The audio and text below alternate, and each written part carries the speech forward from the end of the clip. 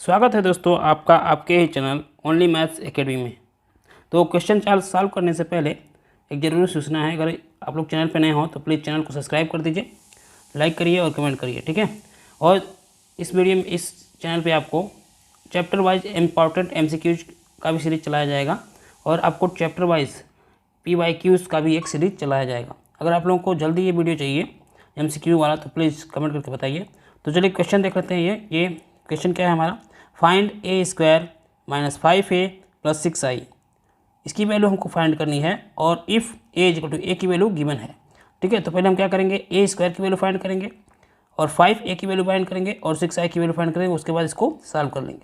तो चलिए सबसे पहले हम काम करते हैं कि यहाँ पे A² की वैल्यू फाइंड कर लेते हैं। कैसे फाइंड करेंगे, यहाँ पे A की वैल्यू गिवन है तो हम लोग A² को लिख सकते हैं, A² को हम लोग लिख सकते हैं A × A और A की वैल्यू कितनी है, A जो है एक मैट्रिक्स है, उसको लिख लेते हैं 2 0 1 2 1 3 1 -1 और 0, ठीक है। फिर से वही लिखेंगे और इन दोनों का हम लोग क्या करेंगे, मल्टीप्लाई करेंगे, जो आंसर आएगा वही A² की वैल्यू हो जाएगी। तो पहले हम लोग A² ही फाइंड करेंगे, उसके बाद कुछ करेंगे। तो चलिए मल्टीप्लाई कर लेते हैं। हम लोग क्या करेंगे, पहले वाले मैट्रिक्स से पहला रो लेंगे और बारी बारी से 1 बाई 1 करके सेकेंड मैट्रिक्स के फर्स्ट कॉलम, सेकेंड कॉलम और थर्ड कॉलम में मल्टीप्लाई करते हुए चले जाएंगे। तो चलिए करते हैं मल्टीप्लाई। यहाँ से हम लोग फर्स्ट रो लिए और फर्स्ट कॉलम लेते हैं, तो 2 जा कितना हो जाएगा 4, तो यहाँ लिख सकते हैं आप ऐसे 2 2 जा, ठीक है। यहाँ 0 2 जा क्या हो जाएगा 0, इसको लिखने की जरूरत नहीं है। 1 में 1 का मल्टीप्लाई करेंगे, 1 × 1 हो जाएगा।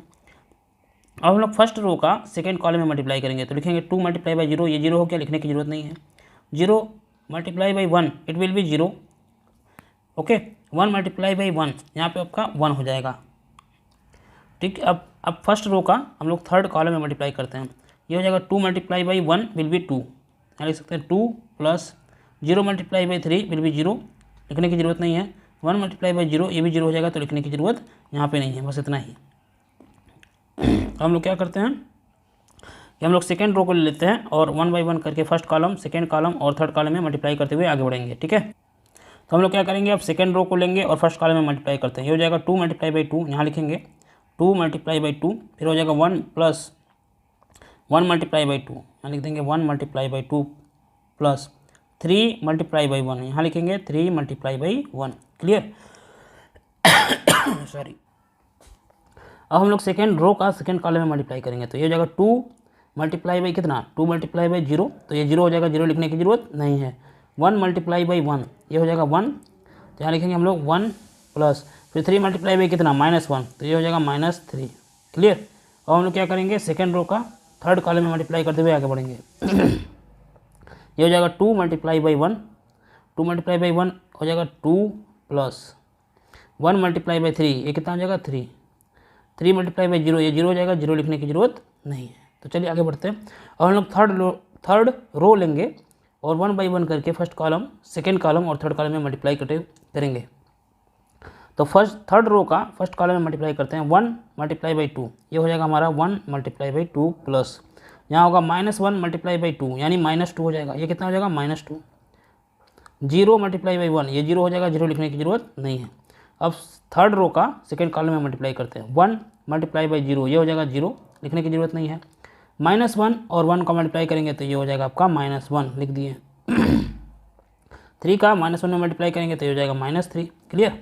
अब हम लोग थर्ड रो का थर्ड कॉलम में मल्टीप्लाई करते हैं।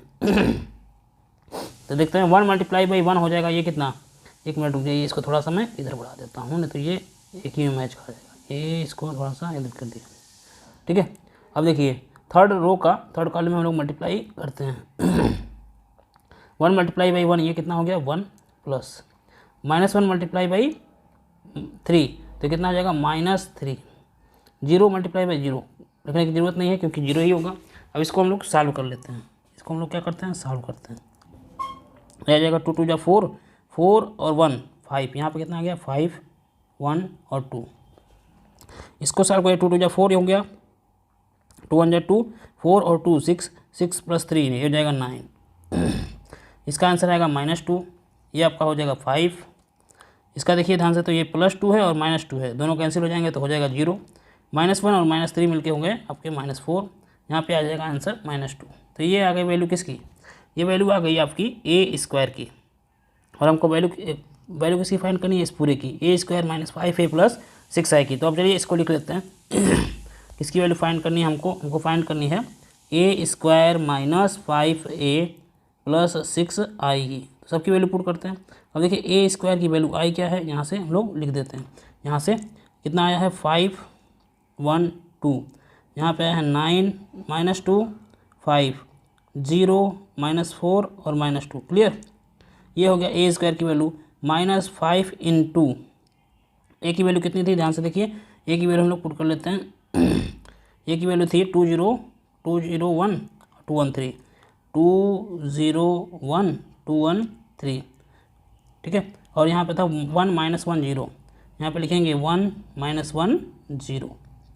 ये हो गया -5a प्लस 6i था। i क्या होता है, एक आइडेंटिटी मैट्रिक्स होता है। देखिए यहाँ पे जो मैट्रिक्स गिवन है 3 × 3 ऑर्डर का है। इसका मतलब जो आइडेंटिटी मैट्रिक्स यहाँ पे हम लोग लिखेंगे वो भी 3 × 3 ऑर्डर का होगा। तो यहाँ पे लिख देते हैं 1 0 0, ये हो जाएगा 0 1 0 0 0 1, ठीक है। आइडेंटिटी मैट्रिक्स एक स्क्वायर मैट्रिक्स होता है जिसमें डायगोनल एलिमेंट सिर्फ क्या होते हैं, 1 होते हैं, बाकी सभी के सभी एलिमेंट 0 होते हैं। उसी को हम लोग बोलते हैं आइडेंटिटी मैट्रिक्स। अब हम लोग क्या करेंगे, इसको सॉल्व कर लेंगे। तो चलिए करते हैं। सबसे पहले हम लोग क्या करेंगे, 5 का इस मैट्रिक्स में मल्टीप्लाई करेंगे। यहाँ लिख दिए 5 1 2 5 1 2, ये हो जाएगा 9 -2 5 0 -4 -2। अब देखिए किसी भी मैट्रिक्स में अगर हम एक स्केलर क्वांटिटी से मल्टीप्लाई करते हैं तो उसके हर एक एलिमेंट में मल्टीप्लाई हो जाता है। तो 5 का इस मैट्रिक्स के हर एक एलिमेंट में मल्टीप्लाई होगा। तो 5 2 कितना हो जाएगा 10, 5 0 0 5 1 5 5 2 फिर से 10 5 1 5 5 3 15। यहाँ पे देखिए 5 1 5 -5 हो जाएगा और ये हो जाएगा आपका 0। इसी तरह इस वाले मैट्रिक्स में आइडेंटिटी मैट्रिक्स के हर एक एलिमेंट में 6 का हम लोग मल्टीप्लाई करेंगे। तो ये हो जाएगा कितना 6 0 0 0 6 0 0 0 6, ठीक है। अब देखिए हम लोग क्या करेंगे, तीनों मैट्रिक्स को एक साथ सॉल्व कर लेंगे। तीनों मैट्रिक्स को क्या कर लेते हैं, एक साथ सॉल्व कर लेते हैं। कलर चेंज कर लेते हैं पहले। चलिए देखिए यहाँ पे हम लोग लिख सकते हैं ऐसे, ये बहुत लो चल रहा है तो इसको यही रहने देते हैं।